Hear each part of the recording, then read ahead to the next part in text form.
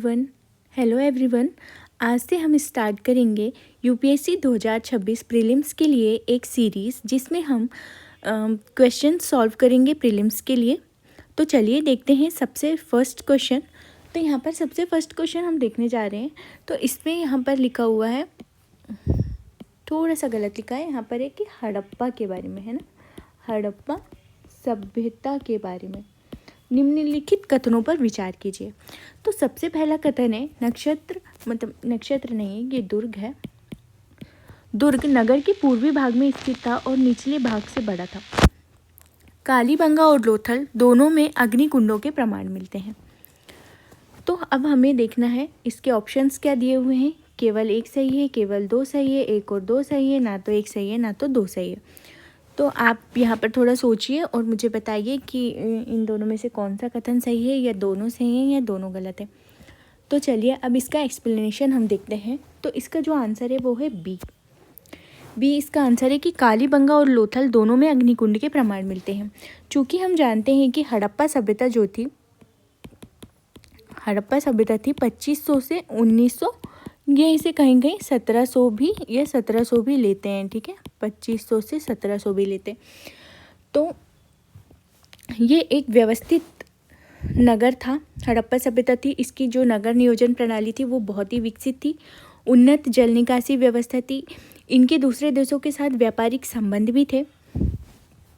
और जो पहला हमारा ऑप्शन है कि दुर्ग जो था वो पूर्वी भाग में था, जबकि सत्य ये है कि जो दुर्ग जो था वो पश्चिमी भाग में बना था। कहाँ बना रहता था? पश्चिमी भाग में बना रहता था, ठीक है। सेकेंड ऑप्शन हमारा क्या दिया है? कालीबंगा और लोथल में अग्निकुंडों के प्रमाण मिलते। तो हाँ, बिल्कुल सही है, ये कालीबंगा और लोथल दोनों में ही अग्निकुंड के प्रमाण मिलते हैं। तो इसका ऑप्शन जो होगा बी यहाँ पर सही होगा।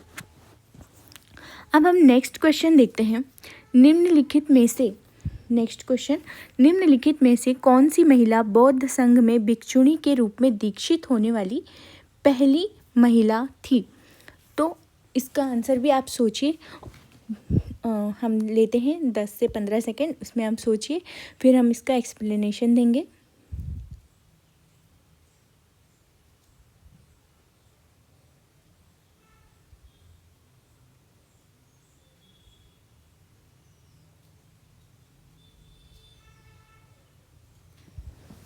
तो चलिए इसका आंसर हम देखते हैं। इसका आंसर है ए, महाप्रजापति गौतमी।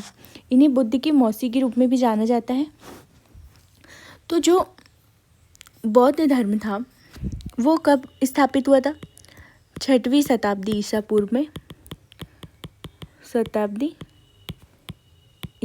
में, स्थापित हुआ था, ठीक है, महात्मा बुद्ध के द्वारा। ये हम सबको पता है। बौद्ध धर्म कैसा था? ये एक आध्यात्मिक और दार्शनिक परंपरा का था। इसमें 4 आर्य सत्य थे। इसमें 4 आर्य सत्यों की मान्यता थी, 4 आर्य सत्य और अष्टांगिक मार्ग। इसके माध्यम से सत्य पर या फिर दुख के निवारण पर बल दिया जाता था। दुख के निवारण पर इससे बल दिया जाता था। दुख निवारण के लिए ये इम्पॉर्टेंट थे, अष्टांगिक मार्ग और अपना ये आर्य सत्य, ठीक है। अब बौद्ध धर्म की और क्या क्या विशेषताएं थी ये भी हम देख लेते हैं। बौद्ध धर्म की क्या क्या विशेषताएं थी? तो बौद्ध धर्म की विशेषता थी कि ये पुनर्जन्म में मानता था, पुनर्जन्म में विश्वास करता था, ठीक है ना। निर्वाण जम और जैसे कि मृत्यु के बाद मुक्ति पर बल देता था, मुक्ति पर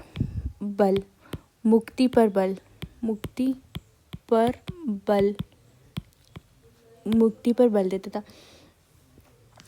और इसकी प्रमुख शाखाएं कौन कौन सी थी? इसकी शाखाएं थी थेरवाद, महायान और वज्रयान थी, ठीक है। तो सबसे पहले स्टार्टिंग में जो बौद्ध संघ थे इसमें पुरुषों को ही शामिल होने की अनुमति थी, लेकिन बाद में महिलाओं को भी इसमें अनुमति मिली। जो बुद्ध के शिष्य थे आनंद, बुद्ध के एक प्रिय शिष्य हुआ करते थे आनंद, उन्होंने महिलाओं को प्रवेश दिलाने पर जोर दिया। तब जो पहली महिला भिक्षुणी बुद्ध संघ में प्रवेश जिन्होंने किया उनका नाम था प्रजापति गौतमी। अब हम देखते हैं तीसरा प्रश्न। तीसरा प्रश्न भी बुद्ध से रिलेटेड है, यह बौद्ध धर्म से रिलेटेड है। तो ये जो थर्ड क्वेश्चन है, निम्नलिखित युग्मों पर विचार कीजिए। विनय पिटक, भिक्षु संघ के नियम इसमें दिए गए हैं। दूसरा है सूत्र पिटक, बुद्ध के उपदेश दिए गए हैं। तीसरा है अभिधम्म पिटक, बुद्ध के जीवन के वृत्तांत हैं। तो हमें बताना है कि इनमें से कौन सा युग्म जो है वो सही है।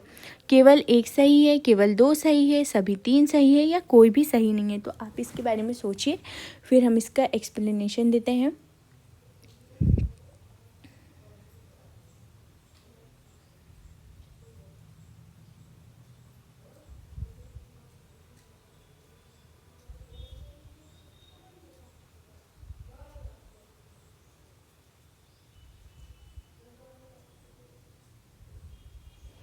तो चलिए अब इसका एक्सप्लेनेशन हम यहाँ पर देखते हैं। तो सबसे पहले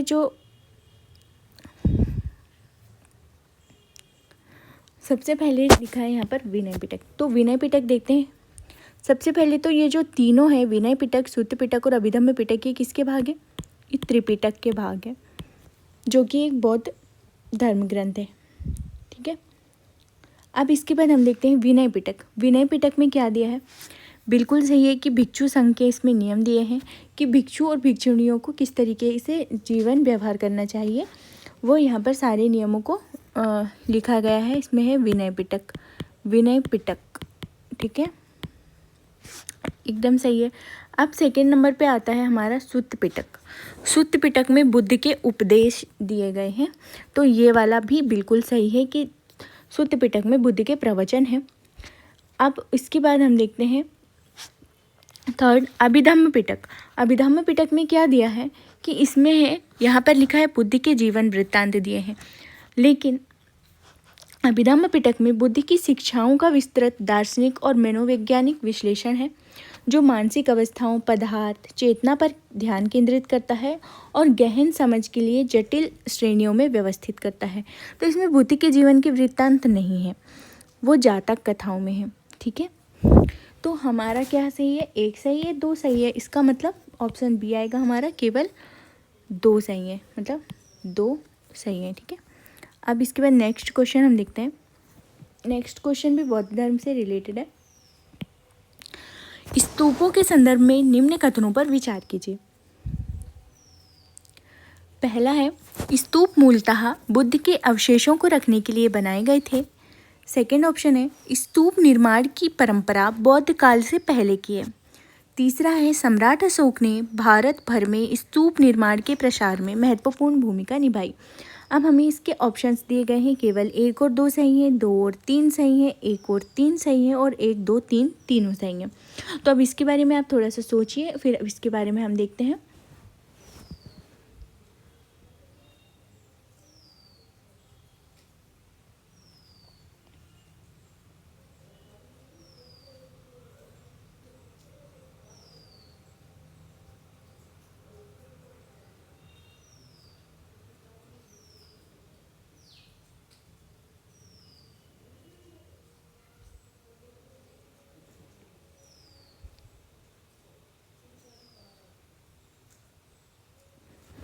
तो चलिए अब इसके बारे में हम देखते हैं। तो सबसे पहले हम देखते हैं कि स्तूप मूलतः बुद्ध के अवशेषों को सुरक्षित रखने के लिए बनाए गए थे। तो हाँ जी, बिल्कुल ये सही है कि जो स्तूप होते थे उन्हें बुद्ध या बौद्ध धर्म के प्रतीक के रूप में माना जाता था, और इसमें अवशेषों को सुरक्षित रखा जाता था बुद्ध के। ठीक है, मतलब स्तूपों में अभी भी जो बुद्ध के अवशेष हैं वो सुरक्षित हैं।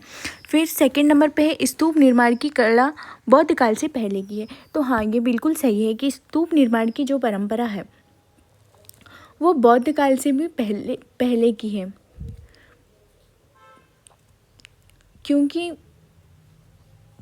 जो जनजातीय समूह है सुनने में आता है या पढ़ने में आता है कि कहीं कहीं जो जनजातीय समूहों से स्तूपों की जो हमने परंपरा थी वह ली थी।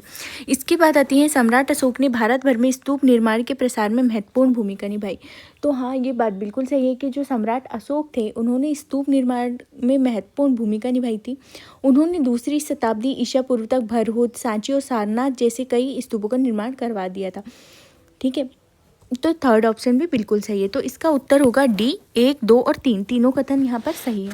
अब इसके बाद हम आते हैं 5th नंबर पर, जो हमारा 5वां क्वेश्चन है। धर्मशास्त्रों में वर्णों के लिए निर्दिष्ट कर्तव्यों और भूमिकाओं के संदर्भ में निम्नलिखित कथनों पर विचार कीजिए। पहला कथन है, ब्राह्मण वेदों का अध्ययन और अध्यापन करते थे और उन्हें दान लेने और यज्ञ करने का अधिकार था। दूसरा क्वेश्चन है, क्षत्रियों को न्याय देना, युद्ध करना और जनता की रक्षा करना अपेक्षित था, परंतु उन्हें वेद अध्ययन से वंचित किया गया था। तीसरा कथन है, वैश्य व्यापार और कृषि में संलग्न हो सकते थे तथा यज्ञों के लिए आर्थिक सहायता प्रदान करना उनका कर्तव्य था। चौथा है, शूद्र भूमि के स्वामित्व से वंचित थे और उच्च 3 वर्णों की सेवा करना उनका कार्य था। तो यहाँ पर ऑप्शंस दिए हैं, केवल 1, 2 और 4 सही हैं, 1, 3 और 4 सही हैं, 2 और 4 सही है, 1 और 3 सही है। तो इन कथनों के बारे में आप सबसे पहले विचार कीजिए, फिर हम 1 बाय 1 करके इन्हें देखते हैं।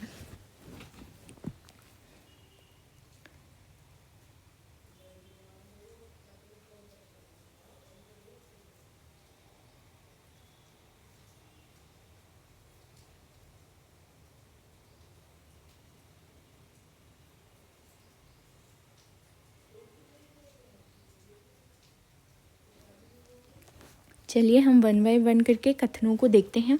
तो पहला कथन है कि ब्राह्मण वेदों का अध्ययन और अध्यापन करते थे, उन्हें दान लेने व यज्ञ करने का अधिकार था। तो हाँ, ये बिल्कुल सही है कि जो ब्राह्मण थे वो वेदों का अध्ययन अध्यापन दोनों करते थे और उन्हें दान लेने और यज्ञ करने का अधिकार था। इन्हें सामाजिक पदानुक्रम में सर्वोच्च भी माना जाता था और धार्मिक और शैक्षिक गतिविधियों में इनकी महत्वपूर्ण भूमिका थी। तो पहला हमारा कथन जो होता है वो सही निकल जाता है। इसके बाद हम सेकंड कथन देखते हैं कि क्षत्रियों को न्याय देना, युद्ध करना, जनता की रक्षा करना अपेक्षित था, परंतु उन्हें वेद अध्ययन से वंचित किया गया था। तो क्षत्रियों को न्याय देना, युद्ध करना और जनता की रक्षा करना ये तो अपेक्षित था, ये बिल्कुल सही बात है, परंतु ऐसा बिल्कुल नहीं था कि उन्हें वेद अध्यापन से वंचित रखा गया था। उन्हें भी वेद अध्ययन करने की उनसे भी अपेक्षा की जाती थी। अतः जो हमारा सेकंड है वो गलत हो जाता है। अब आते हैं थर्ड हमारा जो कथन है उस पर आते हैं। तो यहाँ पर हम देखते हैं कि वैश्य व्यापार और कृषि में संलग्न हो सकते थे तथा यज्ञों के लिए आर्थिक सहायता प्रदान करना उनका कर्तव्य था। तो हाँ, ये आर्थिक आधार माने जाते थे उस टाइम पे वैश्य। तो वैश्य व्यापार करते थे, कृषि में भी संलग्न रहते थे और यज्ञों के लिए आर्थिक सहायता ये प्रदान करते थे। तो थर्ड जो हमारा कथन है वो सही हो जाता है। तो हमारा कौन सा कथन हो गया सही? 1 हो गया और 3 सही है। इसके बाद आते हैं चौथा कथन है कि शूद्र भूमि के स्वामित्व से वंचित थे।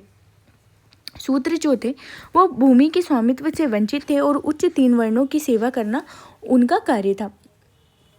हालांकि शूद्रों को 3 वर्णों की सेवा करने की भूमिका सौंपी गई थी, लेकिन उन्हें भूस्वामी होने से प्रतिबंधित नहीं किया गया था।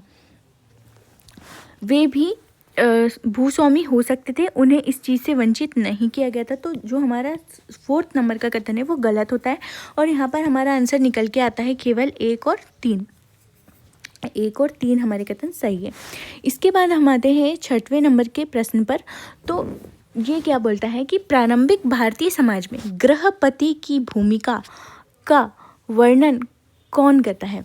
तो यहाँ पर हम ऑप्शंस देख लेते हैं कि धार्मिक नेता जो यज्ञ करता हो, सेकंड है परिवार का मुखिया जो भूमि, श्रम और संसाधनों को नियंत्रित करता हो, तीसरा है किसानों से कर एकत्रित करने वाला स्थानीय अधिकारी, चौथा है राजा के दरबार में जो सदस्य होता है जो कूटनीति संभालता है वह। तो आप इन चारों ऑप्शंस को अच्छे से पढ़िए और सोचिए कि इनमें से क्या सही हो सकता है। उसके बाद हम इसका एक्सप्लेनेशन देखते हैं।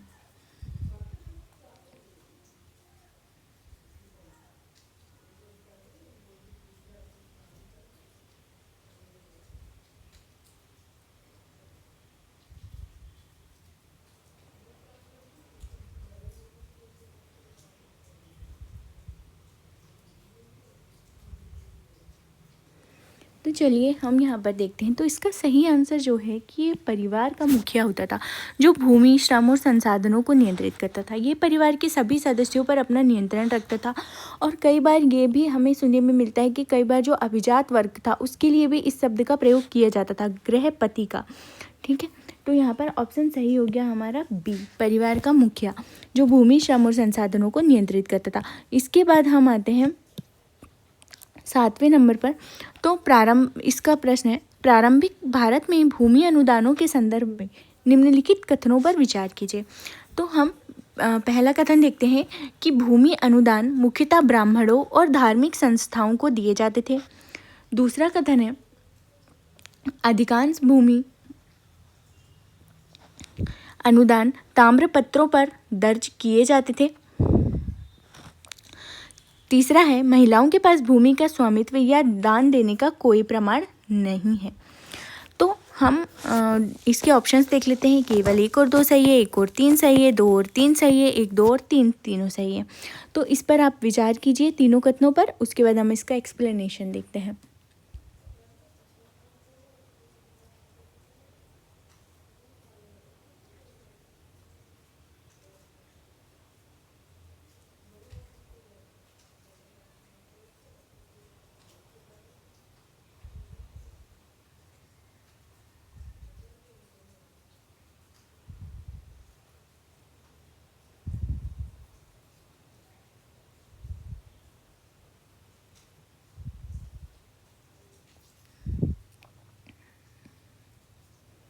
तो चलिए अब इसका एक्सप्लेनेशन देखते हैं। तो पहले कथन को लेते हैं, भूमि अनुदान मुख्यतः ब्राह्मणों और धार्मिक संस्थाओं को दिए जाते थे। तो हाँ, बिल्कुल ब्राह्मणों को भूमि दान में दी जाती थी और यह प्रायः जो होती थी कर मुक्त भूमि होती थी। ठीक है, ये भूमि जो होती थी वो कर मुक्त होती थी। अब तो ये वाला जो कथन है वो सही हो गया। अब सेकंड कथन पर आते हैं कि अधिकांश भूमि अनुदान ताम्रपत्रों पर दर्ज किए जाते थे। तो हाँ, बिल्कुल अधिकांश जो भूमि अनुदान थे वो सबूत के तौर पर ताम्रपत्रों पर अंकित किए जाते थे और रिकॉर्ड के रूप में रखे जाते थे, विनिमय के रिकॉर्ड के रूप में ये रखे जाते थे। तो हमारा सेकंड ऑप्शन भी सही हो गया। अब हम थर्ड ऑप्शन पर आते हैं कि महिलाओं के पास भूमि का स्वामित्व या दान देने का कोई प्रमाण नहीं है, परंतु ऐसा नहीं है। विधि ग्रंथों में कहा गया है कि महिलाओं का भूमि स्वामित्व नहीं था, लेकिन और इन्हें ये दान भी नहीं देती थी। परंतु अपवाद के स्वरूप जो चंद्रगुप्त द्वितीय थे, उनकी रानी और जो बेटी प्रभावती गुप्ता, ये कौन थी? ये भूमि की स्वामी थी और इन्होंने दान भी किया था। तो हम कह सकते हैं कि विधि ग्रंथों में लिखा है, इसके इन प्रतिबंधों के बावजूद भी भूमि का स्वामित्व और हस्तांतरण कर सकती थी, खासकर जो कि सत्ता के महत्वपूर्ण पदों पर रहती थी। तो हमारा ये वाला जो कथन है वो गलत हो जाता है। तो हमारा जो सही ऑप्शन है वो क्या होगा? हमारा सही ऑप्शन होगा एक और दो कथन हमारी सही है और थर्ड कथन हमारा गलत है। अब हम आते हैं 8वें प्रश्न पर। तो 8वें प्रश्न को हम देखते हैं। यहाँ पर है, हड़प्पा सभ्यता की समाधियों के संदर्भ में निम्नलिखित कथनों पर विचार कीजिए। तो पहला कथन है, मृतकों को प्रायः सोने चांदी जैसी विलासिता की वस्तुओं के साथ दफनाया जाता था। दूसरा कथन है, ईंट लगी समाधि गड्ढों की उपस्थिति सामाजिक भेदभाव का संकेत देती है। तीसरा है, कब्रों में बर्तन और आभूषण आमतौर पर रखे जाते थे या पाए जाते थे। अब इसके ऑप्शंस देख लेते हैं। केवल 1 और 2 सही है, 1 और 3 सही है, 2 और 3 सही है, 1, 2 और 3 सही है। तो इन कथनों पर आप विचार कीजिए, फिर हम इसका एक्सप्लेनेशन देखते हैं।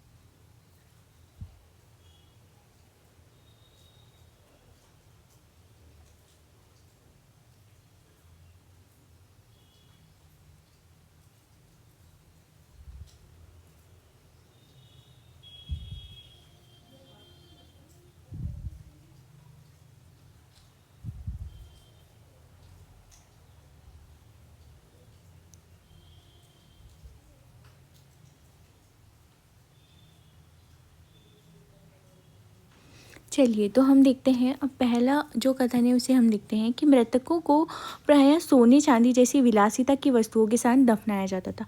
तो हमने पढ़ा है हड़प्पा सभ्यता में कि हड़प्पा की शवाधानों में कभी कभी मृदभांड आभूषण भी पाए गए हैं।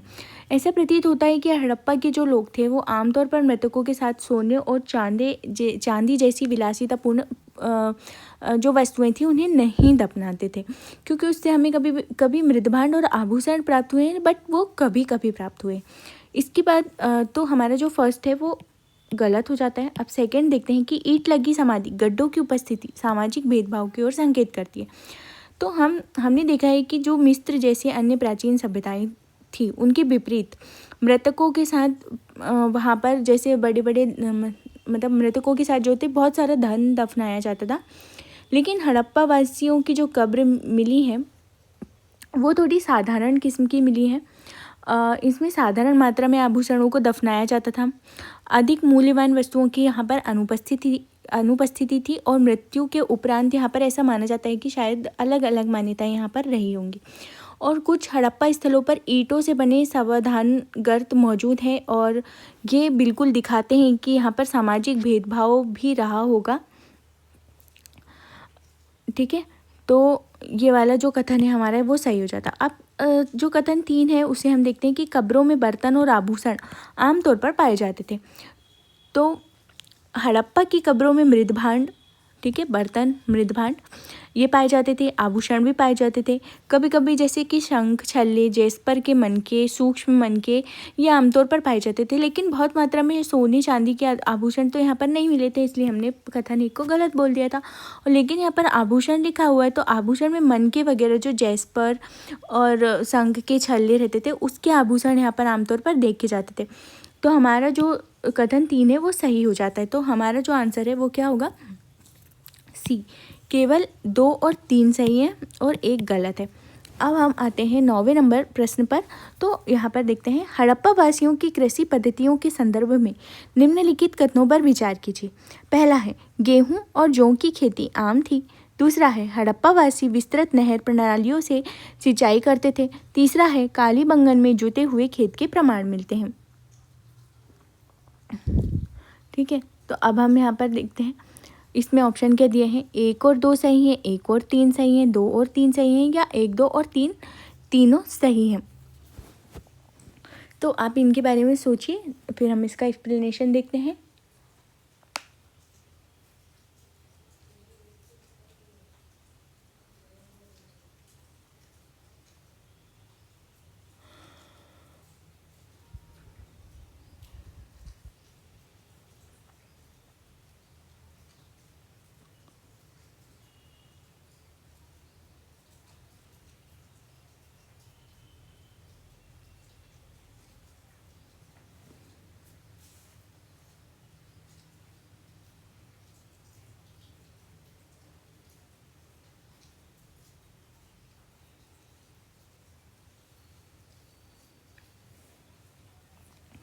तो चलिए अब हम देखते हैं पहला कथन देखते हैं कि गेहूं और जौ की खेती आम थी।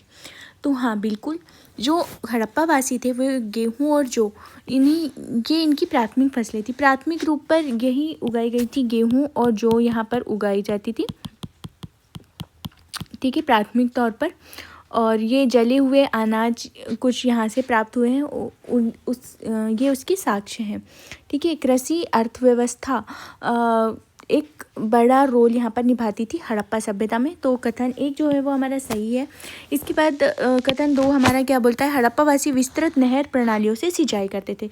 तो हाँ, यहाँ पर सिंचाई व्यवस्था के संकेत तो मिलते हैं, लेकिन मुख्य रूप से ये सिंचाई जलाशयों या कुओं के द्वारा ही करते थे। और यहाँ पर कोई विस्तृत नहर प्रणाली के बारे में जो है वो साक्ष्य नहीं मिले हैं। और धौलावीरा जैसे स्थलों से तो स्पष्ट हो गया है कि यहाँ पर कोई बहुत ज़्यादा नहर तंत्र का प्रभाव नहीं था। और ये कथन हम इस आधार पर बोल सकते हैं कि गलत है और पहला सही है। अब तीसरा है कालीबंगा में जुते हुए खेतों के प्रमाण मिलते हैं। तो हाँ बिल्कुल, कालीबंगा जो कि राजस्थान में है, यहाँ से जुते हुए खेत के प्रमाण मिले हैं। और यहाँ पर ये भी मिला है कि एक दूसरे से समकोण पर व्यवस्थित दो स्थान मिले हैं। इससे ये ज्ञात होता है कि एक साथ जो है वो अलग अलग फसलें एक साथ उगाई जाती थी। यहाँ से ये भी प्रमाण मिले, तो हमारा 3 सही है और 1 सही है। 1 और 3 सही है तो कहाँ पर है, बी में। 1 और 3 हमारे यहाँ पर सही हो जाते हैं। इसके बाद हम देखते हैं अगला क्वेश्चन हम यहाँ पर देखते हैं। इलेक्टोरल बॉन्ड योजना के संदर्भ में निम्न कथनों पर विचार कीजिए। तो पहला है, यह राजनीतिक दलों को असीमित कॉरपोरेट चंदा देने की अनुमति देती थी। दूसरा है, इसमें राजनीतिक दलों को चुनाव आयोग के समक्ष इलेक्टोरल बॉन्ड से प्राप्त चंदे का खुलासा करना अनिवार्य था। तीसरा है, सर्वोच्च न्यायालय ने इसे अनुच्छेद 19(1)(a) के तहत सूचना के अधिकार का उल्लंघन मानते हुए असंवैधानिक करार दिया था। अब इसमें ऑप्शन है 1 और 2 सही है, 2 और 3 सही है, 1 और 3 सही है, या 1, 2 और 3 सही है। तो इन पर आप विचार कीजिए, फिर हम इसका एक्सप्लेनेशन देखते हैं।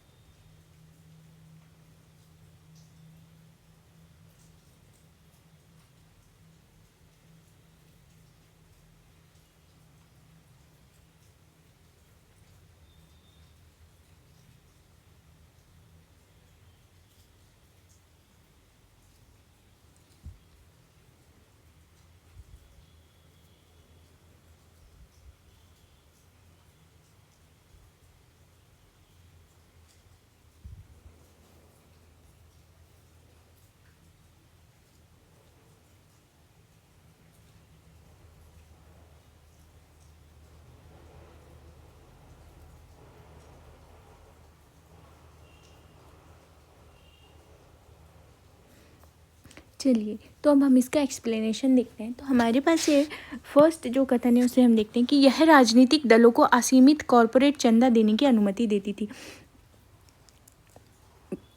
तो पहला कथन जो है वो बिल्कुल सही है कि हाँ, चुनावी बॉन्ड योजना जो थी वो राजनीतिक दलों को बिना किसी उच्च सीमा निर्धारण के कॉरपोरेट फंडिंग की अनुमति देती थी। इससे कंपनी अधिनियम 2013 में संशोधन के माध्यम से इसमें से उच्च सीमा जो थी वो हटा दी गई थी। इसका मतलब कि ये पहला सही है। अब सेकंड में आते हैं कि इसमें राजनीतिक दलों को चुनाव आयोग के समक्ष इलेक्टोरल बॉन्ड से प्राप्त चंदे का खुलासा करना अनिवार्य था। तो बिल्कुल नहीं, यहाँ पर चंदे का खुलासा करना बिल्कुल अनिवार्य नहीं था। तो यहाँ पर जो हमारा सेकेंड है वो भी गलत हो जाता है। सेकेंड कथन जो है वो गलत हो जाता है और फर्स्ट सही हो जाता है, सेकेंड गलत हो जाता है। अब थर्ड हम देखते हैं कि सर्वोच्च न्यायालय ने इसे अनुच्छेद 19(1)(a) के तहत सूचना के अधिकार का उल्लंघन मानते हुए असंवैधानिक घोषित किया। तो हाँ, बिल्कुल यहाँ पर सर्वोच्च न्यायालय ने इसे सूचना के अधिकार का जो है उल्लंघन मानते हुए असंवैधानिक घोषित किया था। ये मामला क्या था, तो एसोसिएशन फॉर डेमोक्रेटिक रिफॉर्म्स एवं अन्य बनाम भारत संघ एवं अन्य के मामले में जो चुनावी बॉन्ड योजना को असंवैधानिक करार दिया था। इसके साथ ही क्या कहा गया था कि कंपनी अधिनियम 2013 में किए गए संशोधनों को भी मनमाना और अनुच्छेद 14 का उल्लंघन माना गया, जिससे स्वतंत्र और निष्पक्ष चुनाव के सिद्धांत जो है वो प्रभावित हुए थे। ये भी उन्होंने कहा था। अनुच्छेद 14 का भी यहाँ पर आर्टिकल 14 का भी उल्लंघन यहाँ पर माना गया था 19 के साथ साथ। तो यहाँ पर हमारा क्या सही हो जाता है, सी सही है। केवल 1 और 3 जो है ये सही है हमारे। ठीक है, अब हम नेक्स्ट क्वेश्चन देखते हैं। निम्नलिखित युग्मों पर विचार कीजिए सर्वोच्च न्यायालय का कार्य और अनुच्छेद। ठीक है, तो इस पर आपको विचार करना है। तो फर्स्ट है न्यायिक पुनरावलोकन, अनुच्छेद 131, परामर्शी अधिकारिता, अनुच्छेद 143, मौलिक अधिकारों का संरक्षण, अनुच्छेद 226। अब इन तीनों कथनों पर आप विचार कीजिए। इसमें ऑप्शन है केवल एक, केवल दो, सभी तीन या कोई भी नहीं।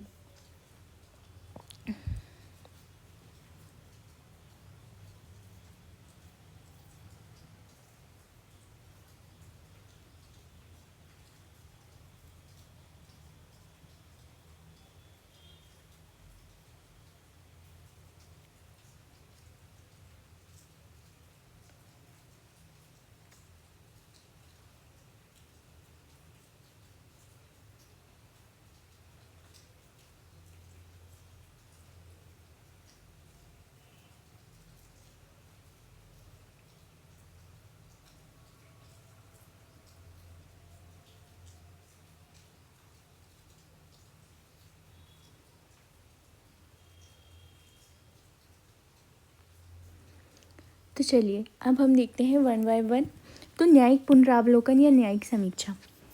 ठीक है, तो हमारा जो पहला है ये बिल्कुल गलत है यहाँ पर, क्योंकि जो न्यायिक पुनरावलोकन या न्यायिक समीक्षा की सकती है वो किस किस आर्टिकल के तहत आती है? अनुच्छेद 13, 32 और इसके साथ ही 136 के अंतर्गत ये आती है। इसके बाद हम देखते हैं कि यहाँ पर जो अब ये भी देखना पड़ेगा हमको कि अनुच्छेद 131 क्या है। तो अनुच्छेद 131 जो है वो है केंद्र और राज्यों के बीच या राज्यों के बीच विवाद को सुलझाने के लिए सर्वोच्च न्यायालय का मूल क्षेत्राधिकार इसमें आता है। ठीक है, केंद्र राज्य या राज्य विवाद। ठीक है, अब हम सेकंड वाला देखते हैं। तो हमारा पहला तो गलत हो गया। सेकंड देखते हैं परामर्शी अधिकारिता 143। तो अनुच्छेद 143 सर्वोच्च न्यायालय को राष्ट्रपति द्वारा संदर्भित सार्वजनिक महत्व या कानून के मामलों पर भारत के राष्ट्रपति को सलाहकार राय देने की शक्ति देता है। तो हमारा सेकंड बिल्कुल सही है। इसके बाद हम देखते हैं थर्ड नंबर मौलिक अधिकारों का संरक्षण, अनुच्छेद 226। तो ये बिल्कुल गलत है।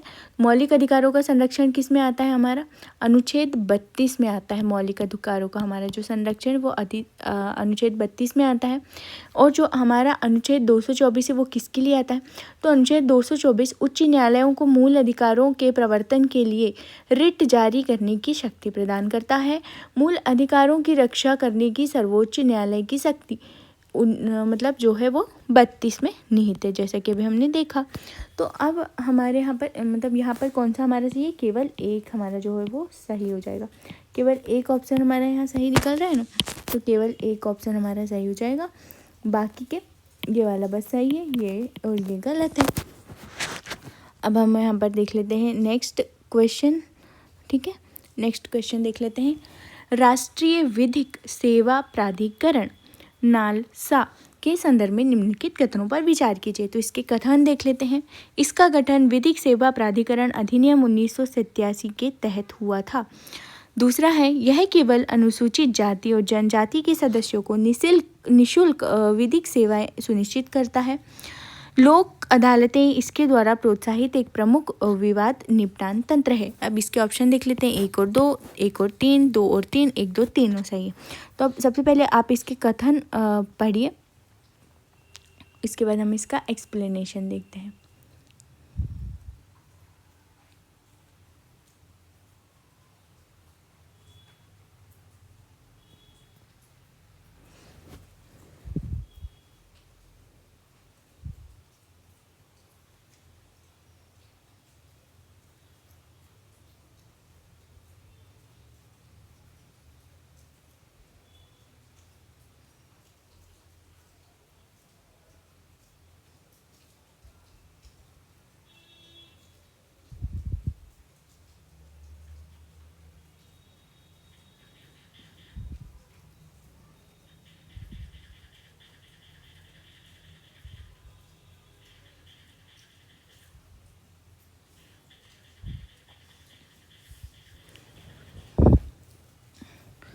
तो चलिए अब हम नालसा के बारे में कुछ चीज़ें पढ़ लेते हैं।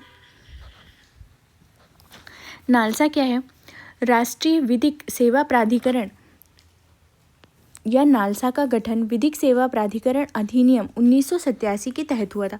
तो हमारा पहला जो है ये गठन बिल्कुल सही हो गया कि विधिक सेवा प्राधिकरण अधिनियम 1947 के तहत 1987 के तहत इसका गठन किया गया था। इसके बाद हम देखते हैं इसके बारे में, और इसकी जो स्थापना है वो समाज के वंचित वर्गों को मुफ्त कानूनी सेवाएं प्रदान करने और सुनिश्चित करने के लिए की गई थी। जो आर्थिक या अन्य अक्षमताओं के कारण किसी भी नागरिक को न्याय प्राप्त करने के अवसरों से वंचित ना किया जाए, ऐसा इसमें ध्यान रखा गया। तो हमारा जो कथन है एक है वो तो सही हो गया। अब इसके बाद देखते हैं कि नालसा जो है वो निःशुल्क कानूनी सेवाओं को केवल अनुसूचित जाति और जनजाति के सदस्यों तक ही सीमित नहीं रखता, बल्कि यह महिलाओं, बच्चों, दिव्यांग व्यक्तियों, हिरासत में लिए गए लोगों, मानव तस्करी से पीड़ितों और आर्थिक रूप से कमजोर वर्गों सहित विभिन्न श्रेणियों को मुफ्त कानूनी सहायता प्रदान करता है। ठीक है, तो हमारा जो सेकंड वाला है वो तो गलत हो गया कि यहाँ पर लिखा अनुसूचित जनजाति या SC ST को ही दिया जाता है, तो बिल्कुल नहीं। यहाँ पर महिलाएं हैं, पीड़ित वर्ग हैं, श्रमिक हैं, ठीक है, उन सभी लोगों को ये मुफ्त कानूनी सेवाएं उपलब्ध कराता है। अब थर्ड देखते हैं, लोक अदालत इसके द्वारा प्रोत्साहित एक विवाद निपटान तंत्र है क्या? तो जी हाँ, बिल्कुल है। जो नालसा है वो लोक अदालत प्रणाली को बढ़ावा देता है, जो एक प्रमुख वैकल्पिक विवाद समाधान तंत्र के रूप में कार्य करता है, जिसका उद्देश्य त्वरित और सौहार्दपूर्ण समाधान प्रदान करना है, जिससे औपचारिक अदालतों पर बोझ कम होता है। तो ये जो कथन है हमारा वो सही हो जाएगा। 1 और हमारा 3 सही है और 2 हमारा गलत है कथन। अब चलिए नालसा के बारे में और भी चीज़ें हम देखते हैं कि नालसा के जो कार्यकारी अध्यक्ष होते हैं वो कौन होते हैं? सर्वोच्च न्यायालय के वरिष्ठ न्यायाधीश होते हैं। कार्यकारी अध्यक्ष कौन होते हैं?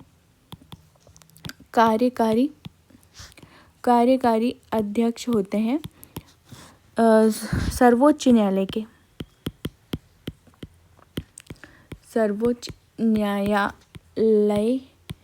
के वरिष्ठ न्यायाधीश होते हैं। ठीक है, वरिष्ठ न्यायाधीश होते हैं। अब इनकी नियुक्ति कौन करता है? नियुक्ति इनकी राष्ट्रपति करते हैं। सॉरी, इनकी जो नियुक्ति होती है वो राष्ट्रपति नहीं करते हैं, इनकी नियुक्ति भारत के मुख्य न्यायाधीश करते हैं। ठीक है, भारत के मुख्य न्यायाधीश के द्वारा इनकी नियुक्ति की जाती है। ठीक है, इनके कार्यकारी अध्यक्ष कौन होंगे? सर्वोच्च न्यायालय के वरिष्ठ न्यायाधीश होंगे, और इनकी जो नियुक्ति है वो भारत के मुख्य न्यायाधीश के द्वारा की जाती है। भारत के मुख्य न्यायाधीश नालसा के मुख्य संरक्षक होते हैं। ठीक है, मुख्य संरक्षक कौन होते हैं? भारत के मुख्य न्यायाधीश होते हैं। कार्यकारी अध्यक्ष नालसा के दिन प्रतिदिन के कामकाज की देखरेख, इनके कार्यक्रमों के कार्यान्वयन और यह सुनिश्चित करने के लिए जिम्मेदार हैं कि कानूनी सहायता इच्छित लाभार्थियों तक पहुंच रही है या नहीं। कार्यकारी अध्यक्ष नीतियों को आकार देने, विभिन्न राज्य स्तरीय विधिक सेवा प्राधिकरणों के साथ समन्वय करने में महत्वपूर्ण भूमिका निभाता है। ठीक है, तो हमने नालसा के संबंध में अच्छा क्वेश्चन देख लिया। तो हमारे इसका जो आंसर है वो हमने क्या 1 और 3 सही था हमारा, तो ये आएगा इसका B, 1 और 3 सही है। अब नेक्स्ट क्वेश्चन हम देखते हैं कि भारतीय संविधान का कौन सा अनुच्छेद राज्य को लोक सेवाओं में न्यायपालिका को कार्यपालिका से अलग करने के लिए कदम उठाने के निर्देश देता है? तो हमारा आंसर क्या होना चाहिए? ये हम सबसे पहले ऑप्शन देखते हैं। अनुच्छेद 46, ये अनुच्छेद 46, अनुच्छेद 48, अनुच्छेद 49 या अनुच्छेद 50। तो हम सबसे पहले देखते हैं कि भारतीय संविधान के भाग 4 राज्य के नीति निर्देशक सिद्धांत के तहत अनुच्छेद 50 में यह प्रावधान किया गया है कि राज्य की सार्वजनिक सेवाओं में न्यायपालिका को कार्यपालिका से पृथक्करण के लिए प्रयास करेगा। अतः हमारा क्या है? ऑप्शन डी जो है वो बिल्कुल सही हो जाता है। इस प्रावधान का उद्देश्य क्या है? न्यायपालिका की स्वतंत्रता को बनाए रखना तथा यह सुनिश्चित करना कि कार्यपालिका न्याय कार्यों में हस्तक्षेप ना करे। इस प्रकार स्वतंत्र एवं निष्पक्ष न्याय सुनिश्चित करेगा। यद्यपि यह एक निदेशक सिद्धांत है और कानून द्वारा लागू नहीं किया जा सकता है। ठीक है। फिर भी यह सुशासन और न्यायिक स्वायत्तता के लिए एक मार्गदर्शक सिद्धांत के रूप में कार्य अवश्य करता है। तो अनुच्छेद 50 के रूप में हमने देख लिया। अब हम नेक्स्ट क्वेश्चन देखते हैं कि भ्रष्टाचार धारणा सूचकांक CPI 2023 के संदर्भ में निम्नलिखित कथनों पर विचार कीजिए। तो अब इसके कथन देख लेते हैं हम सबसे पहले। तो पहला कथन है कि इसे ट्रांसपेरेंसी इंटरनेशनल के द्वारा जारी किया जाता है। दूसरा है नॉर्वे दुनिया का सबसे कम भ्रष्ट देश है। तीसरा है 2023 में भारत 180 देशों में से 93 स्थान पर रहा था। इसके ऑप्शन क्या है? केवल एक सही है, केवल एक और तीन, एक और दो, और एक दो तीन, तीनों सही है। तो अब इसके बारे में हम देख लेते हैं सबसे पहले।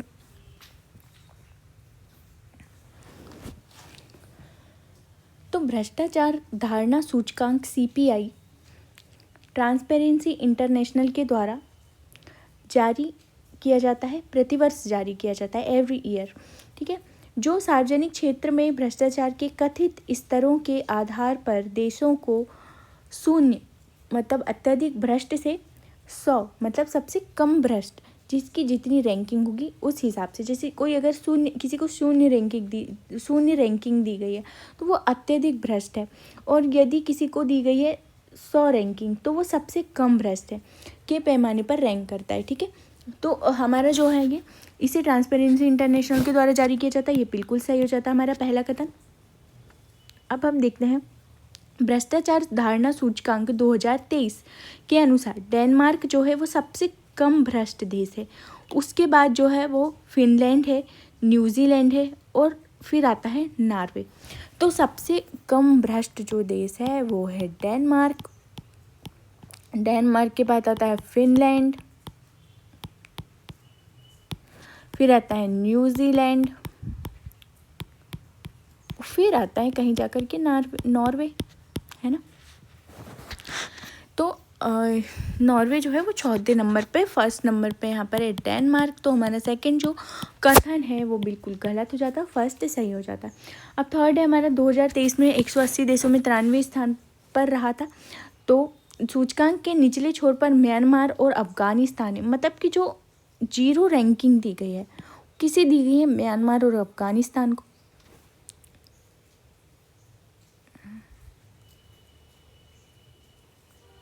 मतलब रैंकिंग मतलब पैमाना बोल सकते हैं, 0 से 100 के बीच में ये पैमानों पर इसे आंकता है। और यहाँ पर जो है म्यांमार और अफगानिस्तान 162वें स्थान पर है, उत्तर कोरिया 172वें स्थान पर है, और सबसे कम 11 अंकों के साथ सोमालिया है जो 180वें स्थान पर है। और 2023 में रिपोर्ट में 180 देशों में 93वें स्थान पर भारत रहा है, जो 2022 में 85वें स्थान से गिरावट दर्शाता है। तो थर्ड वाला बिल्कुल सही है, फर्स्ट और थर्ड सही है, तो हमारा बी सही होगा, 1 और 3। अब आते हैं हमारा अगला क्वेश्चन है पड़ोसी प्रथम नीति NFP के संदर्भ में निम्नलिखित कथनों पर विचार कीजिए। पहला है इसकी अवधारणा 1947 में शुरू की गई थी, जिसका उद्देश्य भारत के पड़ोसी देशों के साथ संबंधों को मजबूत करना था। दूसरा है यह बुनियादी ढांचा, सुरक्षा और जनसंपर्क जैसे क्षेत्रों पर बल देती है। तो इसके ऑप्शन है केवल 1, केवल 2, 1 और 2, ना तो 1 ना तो 2। तो अब हम यहाँ पर देखते हैं नेबरहुड फर्स्ट नीति जो है NFP, ठीक है, ये कब शुरू की गई थी? 2008 के आसपास शुरू की गई थी, है ना। 1947 में शुरू नहीं की थी। 1947 में तो हम सीधे सीधे आज़ाद हुए थे, स्टार्टिंग थी ये तो हमारी, है ना। इस समय तो हमें खुद ही खड़ा होना था। तो ये जो है NFP जो है वो 2008 से स्टार्ट की गई थी। और इसके बाद आती है इसे सहयोग और क्षेत्रीय एकीकरण के माध्यम से भारत के अपने पड़ोसी देशों के साथ संबंधों को मजबूत करने की रणनीति के रूप में विकसित किया गया था। तो हाँ बिल्कुल सही है, ये वाला यहाँ पर सेकंड यहाँ पर इतना आधा सही है कि पड़ोसी देशों के साथ हमारे संबंधों को हमें मजबूत करना था, इसलिए हमने ये नीति लाई थी। यह नीति गैर पारस्परिक दृष्टिकोण पर जोर देती है, जिसका अर्थ है कि भारत अपने पड़ोसी देशों, विशेष रूप से छोटे देशों को समान रिटर्न की उम्मीद किए बिना सहायता प्रदान करता है। यह बुनियादी ढांचा, सुरक्षा और जनसंपर्क जैसे क्षेत्रों के सहयोग पर बल देती है। तो यह नीति इस पर बल नहीं देती, यह नीति देती है गैर पारस्परिक दृष्टिकोण पर बल देती है। जैसे कि जो पड़ोसी देश है, विशेषकर छोटे देश है, उनसे समान रिटर्न की उम्मीद वो नहीं करती है और उसे सहायता प्रदान करती है। यह नीति बुनियादी ढांचे, सुरक्षा, संपर्क, विकास और लोगों के बीच संबंधों जैसे क्षेत्रों में सहयोग को बढ़ावा देने पर केंद्रित है और पारस्परिकता की मांग के बिना क्षेत्रीय स्थिरता, समृद्धि को प्राथमिकता देती है। मतलब सेकंड तो सही है इसका, है ना, तो केवल बी इसका आंसर होना चाहिए मेरे ख्याल से। बट इसका आंसर मेरे ख्याल से तो केवल बी होना चाहिए। एक तो हमारा सीधे सीधे गलत है।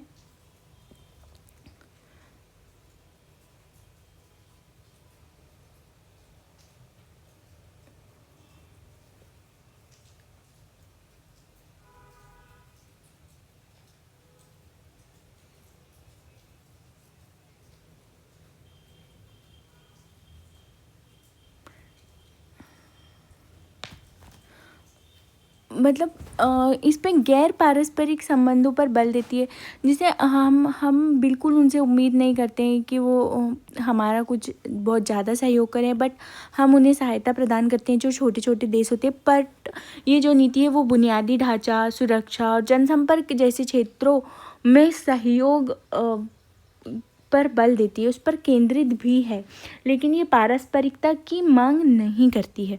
ठीक है, तो इस आधार पर मेरे हिसाब से बी होना चाहिए इसका आंसर। इसका आंसर हम बाद में चेक करेंगे, बाकी इसका आंसर बी है। ठीक है, अब हम कुछ क्वेश्चंस बाद में करेंगे, तो इसके लिए हम एक क्वेश्चन दे देते हैं आपको, तो ये हमें आप कमेंट में बताइएगा इसका आंसर क्या है, सही है क्या सही है। नेक्स्ट हम स्टार्ट करेंगे बाद में। निम्नलिखित राज्यों पर विचार कीजिए: अरुणाचल प्रदेश, मेघालय, नागालैंड, असम और मणिपुर। उपरोक्त में से कितने राज्य म्यांमार से सीमा साझा करते हैं? ये आप इसका आंसर हमें कमेंट सेक्शन में बताइएगा।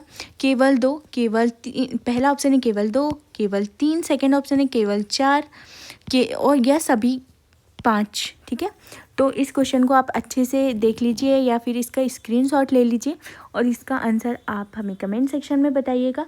ये हमारा प्रीलिम्स 2026 की सीरीज़ का पहला टेस्ट था। आप हमें कमेंट में बता सकते हैं कि हमें इसमें क्या सुधार करना चाहिए। जो भी गलती हो गई हो उसके लिए हमें माफ़ कर दीजिएगा, लेकिन आप अपने सुझाव हमें कमेंट सेक्शन में दे सकते हैं। इसके साथ हम कोशिश करेंगे कि प्रीलिम्स 2026 के लिए हम अच्छे क्वेश्चन यहाँ से तैयार कर सके इस सीरीज़ के माध्यम से। आपका बहुत बहुत धन्यवाद। मिलते हैं अगले वीडियो में।